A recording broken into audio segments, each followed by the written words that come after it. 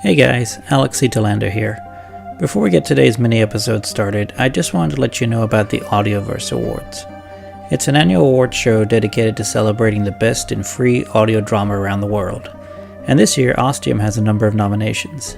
So if you'd like to show your support for the show, perhaps at the end of this mini-episode, head on over to audioverseawards.net and click on the big vote button. Ostium is nominated in a number of categories for Best Show, Best New Show, Writing, Theme Song, and Voice Acting.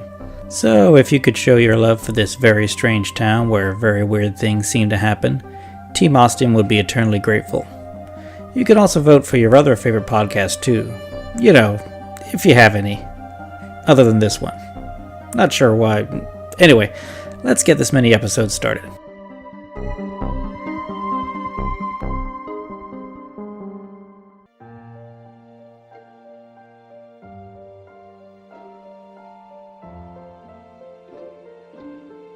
Hi, this is Alex C. Talander, creator and writer for the Ostium podcast, and welcome to a 4-part series called 10 Questions, where each member of Team Ostium gets to ask and answer the same 10 interview questions. Finally, there's me. I do most of the writing and put all the episodes together.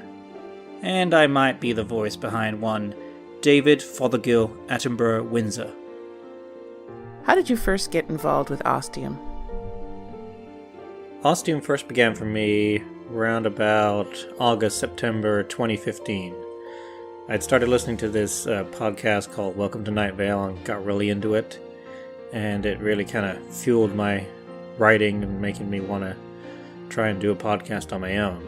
And so I came up with an idea and then decided to meet up with my friend Chris Fletcher and see if we could get something going together. What's your role with the Ostium podcast? I'm the creator of the show and the main writer for the show. I write all the episodes, most of the mini episodes. Georgia McKenzie has written a couple mini episodes, and she's going to be doing more of that.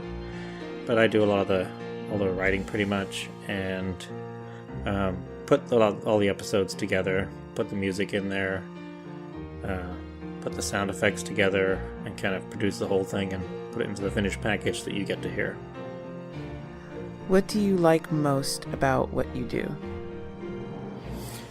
I really enjoy doing a podcast as opposed to writing for a book or a short story. It's very different, and I think what I like about it is the whole package that I'm putting together. I'm not just writing a story, that's just the first part of it. And then it's getting the recording done with everyone, and then it's putting it all together and putting all the pieces together. Kind of like making a big, complicated puzzle. And then at the end of it, you get something pretty unique that's all been put together with all these different pieces. So it's very different from writing a story or a book. Is there anything you don't like about it? I guess the only thing I don't really like about it is it does take a lot of work, and when I've got a full-time job and a toddler to take care of, it's hard to make the time to get the work done. Yeah, after a long day at work, and then entertaining the kid when I get home, and eventually putting him to bed, I don't have much energy left to put into doing a big podcast, but I know it needs to get done. Actually, one thing I do like to do when I do have all the pieces ready to go is I'll take an afternoon and at a cafe, Starbucks or whatever, and put on my headphones and put the episodes together that way. Though sometimes it gets a little tricky with the music going on in the cafe that kind of takes away from what I'm working on. A little distracting. But I still get it done. What equipment do you use? For writing, I like to use Scrivener. I bought the program a few years ago. Heard a lot of good things about it, and I use all my writing for it now. I really like that you can have it all lay it out with multiple things going on at the same time, so it's very easy to reference back and forth to character sheets or maps or outlines or anything like that real quick, or you can actually have it on the screen at the same time as what you're writing in.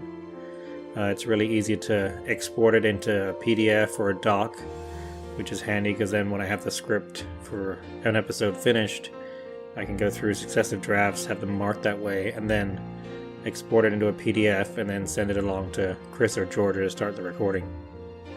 Would you like to be doing something more with the podcast?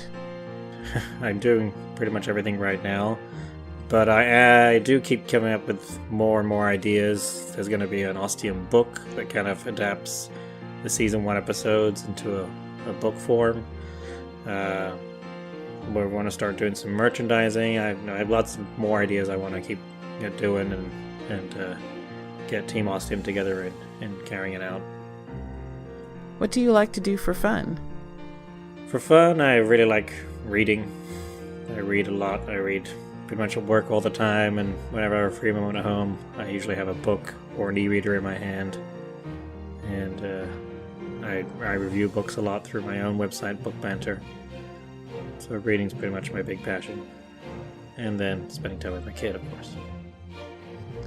Other than Ostium, what's your favorite podcast? I listen to probably 10 to 15 drama podcasts and then like 15 to 20 science podcasts. So it's hard to pick a favorite. Bright Sessions is definitely up there. It's really good for how it's all put together and the ongoing story I'm really interested in. I recently started Wolf 359, which I'm really enjoying too. It really sucked me in quick. Another podcast I really enjoy is The Bridge and The Box. That's a lot of fun too. It's really interesting episodes, and you never know what you're going to quite get with each episode, which really makes it interesting. I also enjoy Ars Paradoxica. If you could go through any door in Ostium, when would you like to go to? Man, just to pick one door is really hard. I'm a medieval historian, so I really like the whole Middle Ages and medieval period. But I also really like ancient history and things like that too. But things weren't really good at those times. Even when you were really rich, you didn't have good medicine, running hot water, things like that. So I think I might have to take a page out of Jake's book and go with something in the future, you know? Somewhere on Mars maybe, or somewhere in another galaxy, something in the distant future, and see what that would be like. What do you think is going to happen in Season 2? I don't know yet. I haven't written it. I have some ideas of where it's gonna go. We're gonna see some interesting things with Monica that we haven't seen before.